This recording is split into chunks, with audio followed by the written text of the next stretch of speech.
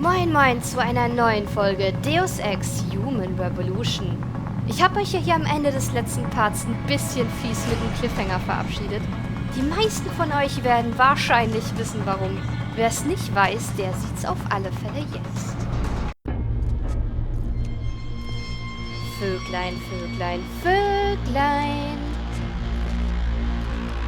Und ich bin mir ganz sicher, auch wenn es mehr als 6 Monate her ist, die Schweine hier, die erkennen uns mit Sicherheit auch wieder. Aber ups. Wie wär's mit einer Runde Menthol-Pastillen? Autsch. Well, looky here. We got us a Boy Scout. He must be the one who mucked up my operation at the morgue. Get rid of him, Barrett. Oh, that's gonna be a pleasure. Oh, bleibt nur noch die Frage, für wen von uns beiden? Boah, aber der Typ hier, der riecht auf jeden Fall nach Ärger. Ich würde sagen, dem werfen wir als erstes mal eine Granate an den Kopf.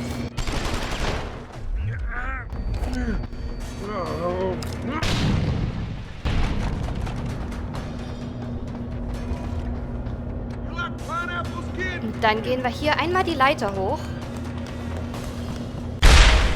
Wow. Sneaken uns hier rein. Und ihr seht schon, der hat jede Menge tolle Granaten hier am Start. Der hat jetzt welche, die nur explodieren, und der hat diese, die uns auch ein bisschen die Luft rauben. Die sind stellenweise richtig fies. Und es bietet sich hier an, dem Typen immer wieder ein bisschen einzuschenken, aber nicht lange an einer Stelle zu bleiben. Ihr habt generell mehrere Möglichkeiten, um hier Barrett einzuschenken. Die Shotgun, ich würde sagen, wir droppen mal hier ein bisschen was. Das habe ich ja nicht gewusst, dass hier noch eine rumhängt, okay. Kann uns aber nur recht sein, denn ihr seht, wir haben gar nicht viel Munition für das, was wir eigentlich vorhaben. Denn die zwei hier, die machen ja keinen Schaden, die betäuben ja nur. Was wir im Moment haben, das ist die Combat Rifle. Und da kommt uns die Shotgun ja gerade recht. Jo, die müssten wir eigentlich auch noch droppen.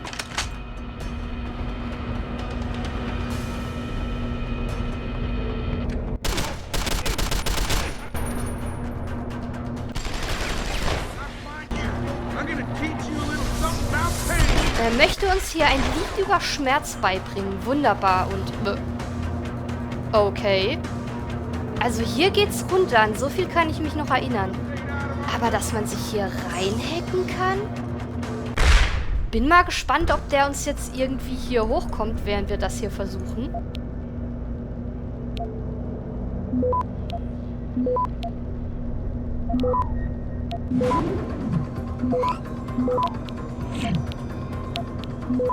Go, go, go, go, go. Knappe Kiste. Was können wir denn jetzt hier machen? Wir haben Zugriff auf Turrets, die aber nichts tun. Wir haben Zugriff auf Überwachungskameras, die wir ausschalten können. Und ihr seht auch hier, Barrett, der sucht immer noch nach uns. Und wir können hier Türen öffnen. Okay.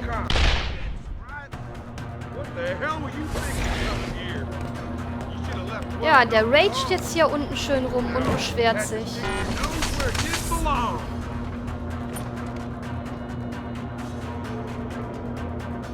Und ihr seht auch, wo der im Moment ist. Der ist hier am anderen Ende des Raums. Wir haben hier jetzt nochmal schön Shotgun-Munition uns unter den Nagel gerissen. Was ich nicht weiß, ist, ob wir hier irgendwie eine Möglichkeit haben, unentdeckt wieder rauszukommen.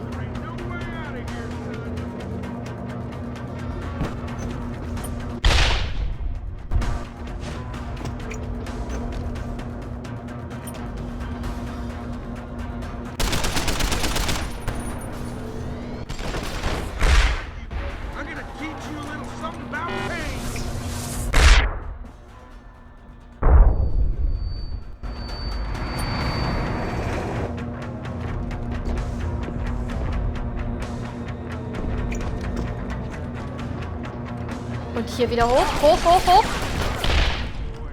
Oha. Oh, der schenkt uns ja hier richtig ein. Puh, die du. Okay, ich würde sagen, wir haben ja ein bisschen was, um uns hier zu heilen. Wir könnten definitiv mal hier so Painkiller benutzen. Und wir haben gar nicht mehr so viel Munition hier für die Knarre. Dein Lied über Schmerz kannst du dir stecken lassen, du Masochist. Wo ist er denn? Hier auf der anderen Seite. Was jetzt natürlich die beste Möglichkeit ist, ihr greift den hier immer schön aus der Ferne an. Da kann der euch nämlich gar nicht so viel machen. Und dann hoffen, dass der uns hier nicht sieht, während wir ihm zurückschenken. Ja, und es ist natürlich hier die erste Knarre schon leer. Wunderbar. Und der schießt hier unten rum wie ein Verrückter. Wow, ups. Die sind natürlich hier schön am Explodieren. Aber was soll er auch machen? Wow. Ihr seht, wenn wir hier die Sicht so ein bisschen verändern mit den Waffen, dann sind wir da auch dementsprechend ein bisschen langsamer.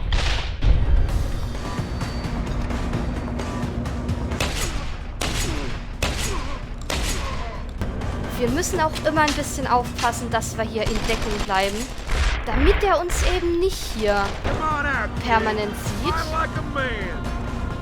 Wo bist du, Junge? Das Fiese jetzt daran, dass wir hier oben sind, ist natürlich, wir sehen den jetzt auch nicht gerade optimal.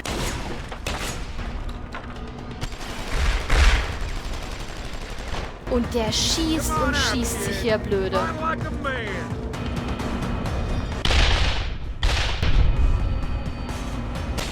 Immer schön auf den Kopf. Und ich will gar nicht wissen, wie viel Mund er dabei hat, damit er das machen kann hier jedes Mal. Wo ist er denn? Wo steckst du, du Schlinge? Ja, der steht hier und wirft hier mit seinen Granaten um sich. Ja, der hat auch keine gute Kinderstube genossen, würde ich sagen.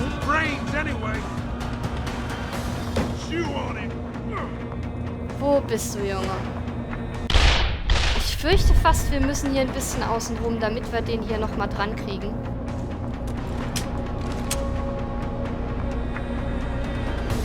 Ich möchte gerne die andere Knarre haben. Danke.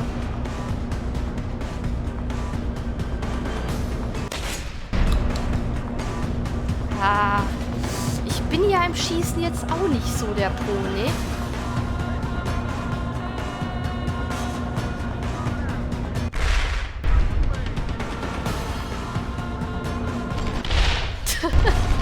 Oh Mann. Also es ist jetzt echt nicht die schnellste Möglichkeit, das so zu machen.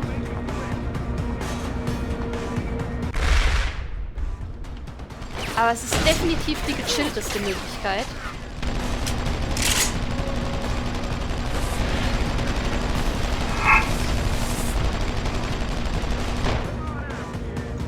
Aber so viel kann der hier, glaube ich, gar nicht mehr haben. An Leben, an Munition hat der scheinbar über die Maßen mit dabei.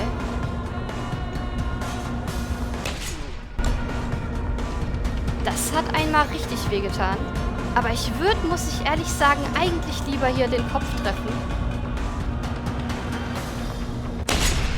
Yep.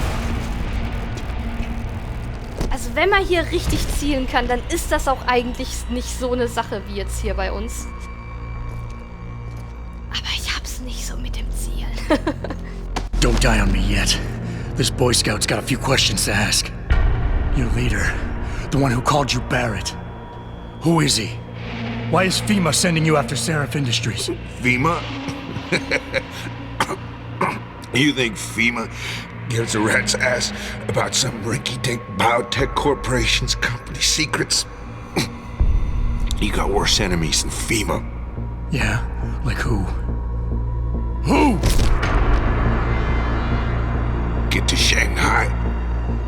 Hangshot Court Gardens. Penthouse. Tell him... Tell him...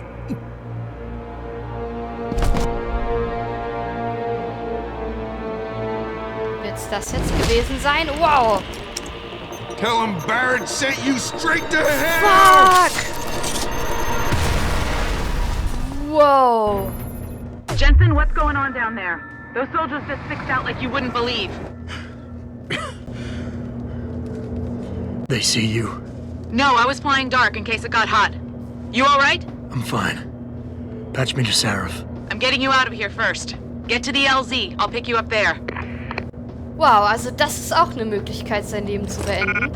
Wir packen hier noch ein, was wir können. Und schauen uns jetzt auch mal den Raum hier an, der sich hier noch geöffnet hat. Wo war der denn? Ah, hier auf der Seite. Ja, ihr habt natürlich hier... Wahnsinn. Okay. Ja gut, da hätten wir uns jetzt hier im Fall eines Bossfights auch gut zu schaffen machen können. Ah, und das hier waren diese Turrets. Und hier hätten wir noch eine Double-Barrel-Shotgun gehabt. Okay. Ja, das hätte es ein bisschen einfacher gemacht. Hier hätte man sich auch nochmal reinhacken können. Wir machen es auch direkt nochmal. Ja, ihr habt jetzt hier natürlich verschiedene Möglichkeiten, wie ihr hier den Kampf gegen Barrett angehen könnt. Ich hätte jetzt echt gerne noch hier... Komm, komm, komm, komm, komm. Access granted. Schön, was haben wir denn hier? Okay, hier hätten wir auch nochmal einen Tunnel. Und wir hätten auch nochmal einen PC zum Reinhacken. Ja, was ist denn hier los? Also die Möglichkeit, die wir jetzt hier gewählt haben, um es mit Barrett aufzunehmen, das ist jetzt auch einfach an sich eine Möglichkeit, die ein bisschen sneaky ist. Und ich dachte mir, da wir jetzt eigentlich auch das gesamte Spiel über sneaky gespielt haben, ist es für mich eigentlich nur logisch, dass ich auch die Sneaky-Variante hier wähle. Genau, da hätten wir das gleiche nochmal machen können. Tore öffnen, Kameras ausschalten. Wie wir natürlich den Fight mit Barrett jetzt auch hätte machen können. Und das sind wahrscheinlich, ich sag mal, die stilvolleren Möglichkeiten. Man hätte jetzt gleich zu Anfang, wenn man jetzt hier von den Frag Grenades, die erste Granate, die wir hier geworfen haben, 3 bis 4 gehabt hätte, dann hättet ihr gleich am Anfang hier Granate werfen können, schön auf den Kopf schießen, Granate werfen, auf den Kopf schießen, das Ganze hier immer im Wechsel. Und dann hättet ihr den eigentlich easy peasy in 30, 40 Sekunden hier down bekommen. Ihr hättet auch, hier im Raum standen verschiedene Fässer rum. Wir haben hier diese gelbfarbenen Gasfässer und wir haben die roten Ölfässer. Ihr hättet auch können die gelben Fässer nehmen, auf ihn drauf werfen, dann ist er hier für so einen Moment lang verwirrt und dann direkt die roten Fässer auf ihn drauf, so wie ihr es auch am Anfang hier einmal bei mir gesehen habt.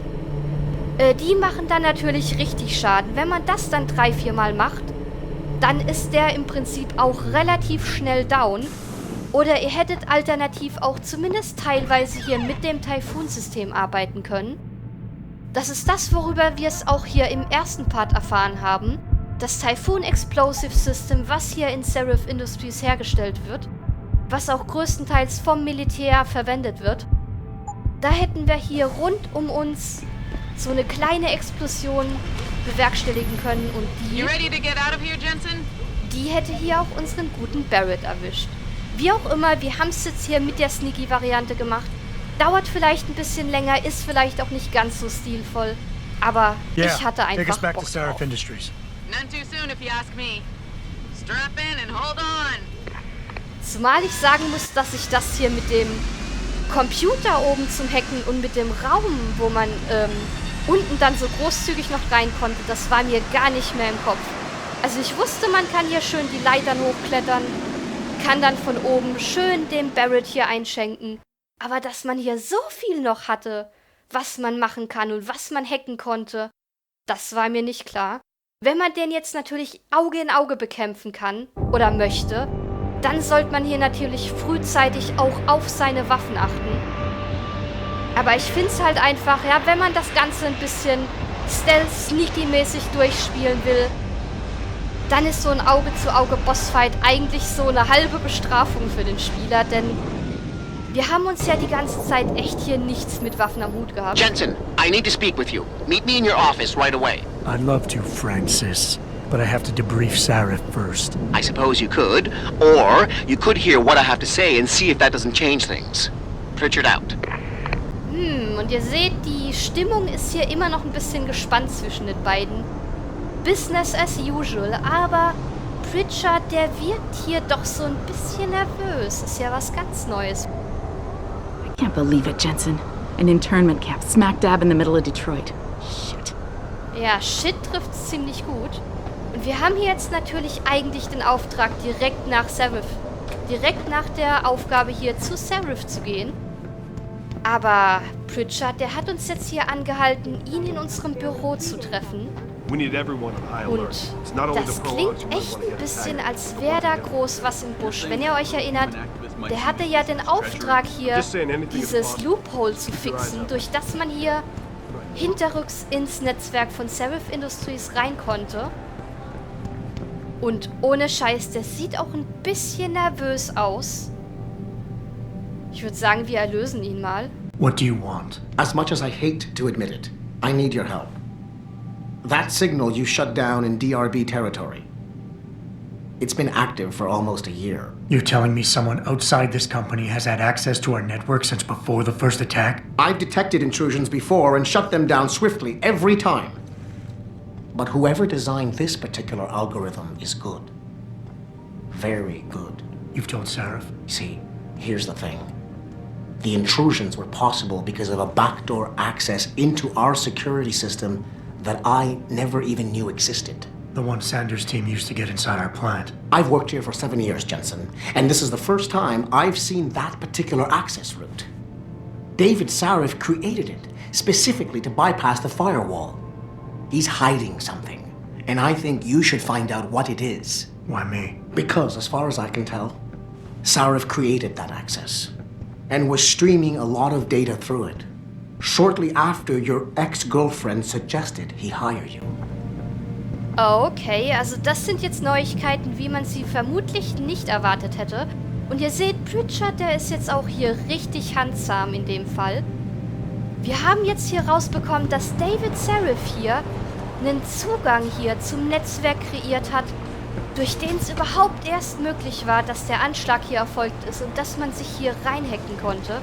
Und Pritachard, der vermutet wahrscheinlich hier ganz zu Recht, dass David Sarif irgendwas vor uns geheim hält, zumal er hier schon 7 Jahre arbeitet. Und obwohl er hier für das Netzwerk, für die Netzwerksicherheit zuständig ist, nichts von diesem Zugang wusste. Jensen, guess who was here? That Humanity Front guy. Taggart. Tell me something. Has he got a personal grudge against the big guy? Okay, und der hier teilt uns mit, dass Taggart hier anwesend ist im Gebäude. Das ist hier der Kopf der Humanity Front, also das genaue Gegenteil hier von Sarif und seinem Unternehmen.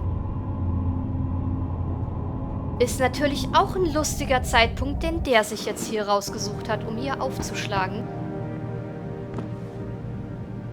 Excuse me. Mr. Jensen, isn't it? Sir, you have that charity dinner? In a moment, Isaiah. I was hoping I might run into you, Mr. Jensen. Bill Taggart. The founder of the Humanity Front. I know who you are. Yes, I imagine you do. As David Sarif's top security man, I imagine you have quite the file on me. But I assure you, Mr. Jensen, I am devastated by recent events. Really? I do not support what you and your company are doing to mankind. I believe it's extremely dangerous. But abolishing human enhancement technologies will only be achieved through legal means. I'll keep that in mind. This is your first day back since the accident 6 months ago, isn't it? Sir, we have to go. What happened to me was no accident. Ah, my mistake. But it must have been stressful facing down a second incident so soon. I imagine it brought back all kinds of unpleasant memories. Ja, und ihr hört hier schon, der versucht uns so ein bisschen mit seiner eigenen Philosophie vollzulullen. In dem Fall bezeichnet er hier nicht nur den Anschlag, sondern auch diese Operation, die wir hier hatten von vor 6 Monaten, als Unfall, was Adam natürlich verneint, aber ja, Bill Taggart, der ist hier ein bisschen der Meinung, dass wir uns eigentlich nur selber was vormachen. Wir können uns jetzt natürlich hier mit ihm anlegen und sagen, ey, unsere Erinnerung, das geht dich einen Scheißdreck an. Oder wir bleiben einfach cool. I appreciate your concern, Mr. Taggart, but it was nothing I couldn't handle. I'm a psychologist, Mr. Jensen. I know when a man is hiding behind words. The flesh may heal, but the mind is not always so resilient. You might want to keep that in mind. Now, if you'll be so kind as to excuse me. Du hast dich doch uns in den Weg gestellt, ey. Also wirklich. Jetzt können wir hier natürlich uns mit ihm anlegen nochmal. Ey, du hast ja echt Eier, dass du hierher kommst. Wir können ihn natürlich auch einfach ganz freundlich hier, ne, mit einem öligen Lächeln gehen lassen. Aber wir fragen uns natürlich, was er sich davon erhofft, jetzt hier unbedingt um die Zeit hierher zu kommen. I'm curious about something, Mr. Taggart. What is it you hope to accomplish by coming here tonight? I would think that would be obvious. Your company has been viciously targeted. The violence and bloodshed that's occurred, it must be stopped. But I'm afraid it won't be until men of wisdom and understanding come to an agreement. About what? About the future, Mr. Jensen. This enhancement technology threatens to change the course of human evolution, to redefine what it even means to be human. You think governments can afford to let that go unregulated? You can't stop progress, Mr. Taggart. Perhaps not. But neither can we afford to sit by and watch it happen on its own. Not when we have the ability, the collective will, and foresight to influence it. I see. Thank you for illuminating me. Anytime. Ja, vielen, vielen Dank für die herrliche Erleuchtung. Aber ich muss ehrlich sagen, so wie das aus dem Gespräch hier rausgeht, so ganz Unrecht hat er hier eigentlich nicht, der Herr Taggart. Denn wir haben hier zwar gesagt, er kann den Prozess oder die Entwicklung hier nicht aufhalten, den Fortschritt, aber er sagt, wir können auch genauso wenig hier sitzen und das einfach geschehen lassen. Das Ganze muss früher oder später irgendwie reguliert werden, sonst stürzt das Ganze hier ins Chaos. Und ich finde, so ungern ich das Lachen hier hab, ne, diesen öligen Gesichtsausdruck, den Stock hier im Arsch, ganz Unrecht hat der Kerl auch nicht. Und das hier, Isaias Sandoval, das ist hier sein Berater, sein engster Vertrauter. Und mal sehen, was der zu sagen You're hat. Taggart's aide, aren't you? Dr. Isaiah Sandoval, isn't it? No need to play ignorant, Mr. Jensen. I am quite sure you have a file on me that's as thick as the one you have on Mr. Taggart. You're an outspoken activist in your own right, Dr. Sandoval. When you have seen the things that I have, you find you have no choice but to stand up and be counted. Frankly, I am surprised an ex-cop like yourself isn't more disturbed by the dangers of this technology. Augmentations help a lot of people, Doc. Handicapped, war vets. Yes, but at what cost? My own friend had his life ruined by these so-called enhancements of yours. A man much like you who had no choice but to become augmented. Yet once he was... Too much power can make you do terrible things, Mr. Jensen. I suggest you think long and hard on that. Ja, und hier erzählt er uns von einem Freund. Und auch wenn das schon länger her zu sein scheint, ist er doch noch ziemlich erregt. Er berichtet hier darüber, dass der Freund hier, genau wie wir, auch keine Wahl hatte und augmentiert worden ist. Und dass solche Dinge natürlich die Leute auch zu gewissen Handlungen anstacheln können. Wir wollen über diesen Freund natürlich ein bisschen mehr wissen. I'd like to hear more about your friend, Dr. Sandoval. What exactly did he do? Nothing. Was he injured in the Gulf? He went on a rampage in a shopping mall, if you must know, hoping to be gunned down by the police, rather than face a lifetime battling augmentation addiction. He was addicted to augments? They don't talk about it in those corporate brochures of yours, do they? Neuroposine dependency, rejection psychosis, any number of physical and psychological ills have resulted from this technology, and yet we rarely hear a word about them. I'm sure the literature is out there. No thanks to the throng of corporate lawyers attempting to stop it. Your friend, did he succeed? Did he suicide by cop? No. Bill Taggart talked him down. Wow, also sein Freund, der war besessen von Augmentations. Der hatte natürlich auch diese lebenslange Abhängigkeit von den bestimmten Medikamenten wegen des Abstoßungsprozesses. Und der ist hier in eine Shoppingmeile gegangen, um sich quasi von der Polizei umschießen zu lassen. Hat quasi dann einen Anschlag geplant unter dem Vorwand, dass er hier erschossen wird und so seinem Leben ein Ende bereitet. Aber Bill Taggart, der hat ihn quasi zur Vernunft gebracht. Und das ist jetzt natürlich eine Sache, die sollten wir uns hier definitiv im Hinterkopf behalten. Wir speichern hier noch einmal kurz und dann würde ich sagen, gehen wir hier bei Sarif rein. Denn mit dem haben wir jetzt auch ein Hühnchen zu rupfen und werden ihn hier erstmal mit den neuen Erkenntnissen von Pritachard konfrontieren. Boss, we need to talk. Is something wrong? I'm not sure. Did you set up a private access route to bypass the company firewall right before you hired me? What? Pritachard said someone's been using it to access our system since before the first attack. The security measures he and I set in place never stopped them because we didn't even know the loophole existed. Oh, I see. Frank's fixed that, though, right? He has now, but he's wondering why you never mentioned it. Frank's paranoid, Adam. You know that. Can a busy man forget things once in a while? You streamed an awful lot of data through that portal, boss. Right before you brought me on board. Pritachard may be paranoid, but I gotta admit, I'm wondering what was in it too. Yeah, as an ex-cop, I guess you would. But the important thing is you found the hole and plugged it. We're secure now. And the information you uncovered in that FEMA facility may actually help us track these guys. So let's just stay focused on what's important. Ja, und ihr merkt schon, er möchte das hier am liebsten hinter sich lassen, das Gespräch. Und er wirkt auch ein ganz klein bisschen nervös. Wir haben jetzt natürlich hier verschiedene Möglichkeiten, was wir anwenden. Ob wir defensiv sind, ob wir ihn herausfordern oder ob wir hier erstmal uns auf die Sache besinnen. Und zwar nicht nur uns, sondern auch ihn. I want to, believe me. I want to catch these guys as badly as you do. But that breach is responsible for every security crisis we've had, including today's. If you want me to stop these guys, I need to know what kind of data they've had access to. You're right. I'm sorry if I seem evasive. But you can't expect me to tell you every detail of this company's operations every single day. We're at war here, and it's your job to protect us from enemies who try to take us down. You should have found that loophole without my having to tell you about it. What? You know, Frank wanted me to hire experts, an outside security firm to protect us, but you convinced me you could do it. Are you saying you were wrong?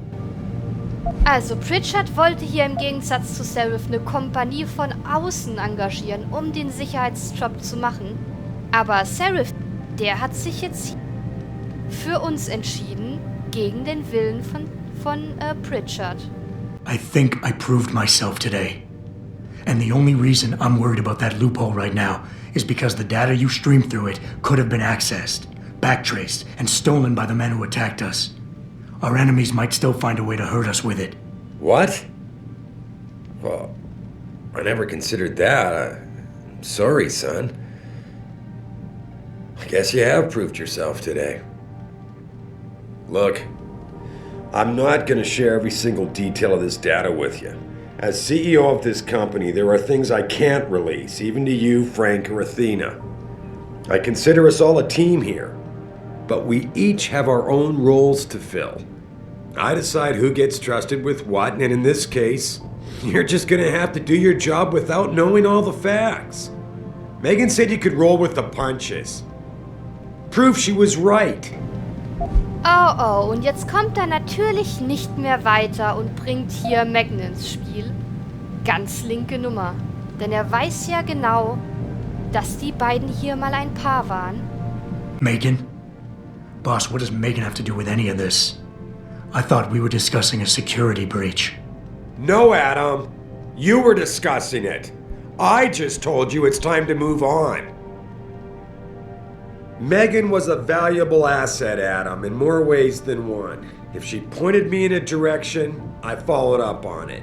Now, if the data I stream goes public, it's likely to get embarrassing, but that's all. and it's the kind of embarrassment the shareholders pay me to deal with. So I don't need you wasting your time getting sidetracked. You understand? Na, jetzt wird er hier echt ein bisschen zornig an der Stelle.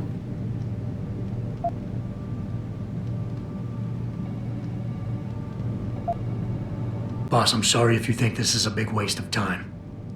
I just don't want to see anyone else getting hurt because of information I didn't have. But if you really believe this data can't hurt us, that it won't come back somehow and bite us in the ass, then I'll trust you. I can't be 100% sure of something like that, Adam. No one can. God damn it. All right. Look. The truth is, I set up a confidential data channel for a private investigator, someone who can run covert background checks on people. Potential new recruits, like you. You what? I had to, Adam. You were a liability, remember? You'd just been fired from SWAT. Now, Megan believed in you, but I had to be sure. Look, I don't want this to come between us. I'll send the files to your computer. You can see for yourself what he dug up. But Adam, you'd better be sure. Why? What do you mean? I mean, sometimes the past should stay in the past. Once you see that data, you can't unring the bell. When you're ready, come back and talk to me. We need to discuss our next move. Wow, also hier haben wir uns dann doch um Sarif rumgeredet und haben ihm hier die Info entlockt, die wir haben wollten. Aber das hört sich jetzt alles nicht nach wenig an hier. Wenn du einmal das Ganze gesehen hast, dann kannst du es nicht mehr rückgängig machen. Da stellt sich uns natürlich die Frage, welche Daten jetzt Sarif hier hat und vor allem, was das mit uns zu tun hat. Ich würde sagen, das schauen wir uns im nächsten Part an. Und dann wartet auch eine kleine, mehr oder minder kleine Überraschung auf uns. Denn die meisten werden das Spiel kennen. Wer es nicht kennt, uns erwartet hier ein schönes neues Gebiet. Ich würde sagen, das schauen wir uns dann gemeinsam an. Bis dann.